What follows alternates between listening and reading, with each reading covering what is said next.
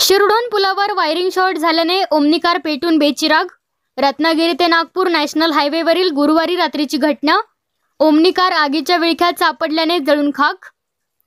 रत्नागिरी ते नागपूर या नॅशनल हायवेवर कवठे महांकाळ तालुक्यातील शिरढोण गावावरील पुलावर मारुती ओमनी गाडीमध्ये शॉर्ट सर्किटने गाडीने अचानक पेट घेतल्याने मारुती ओमनी आगीच्या विळख्यात सापडल्याने संपूर्णपणे जळून खाक झाली आहे।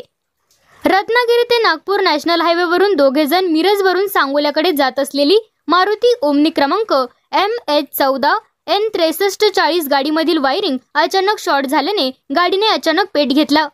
गाडी अचानक पेटल्याने गाडीतून दोघे उतरले अशी माहिती समजते। मात्र यावेळी आग विझवण्याची कोणतीही यंत्रणा उपलब्ध न झाल्याने अवघ्या काही क्षणात गाडी आगीच्या भक्षस्थानी पडली। यामध्ये गाडी पूर्णपणे आगीच्या भक्षस्थानी पडल्याने जळून राख झाली आहे। सदरची घटना गुरुवारी रात्री 11:30 ते 12 वाजण्याच्या सुमारास घडलेली आहे। गाडीमध्ये कोण आहेत हे मात्र समजू शकले नाही।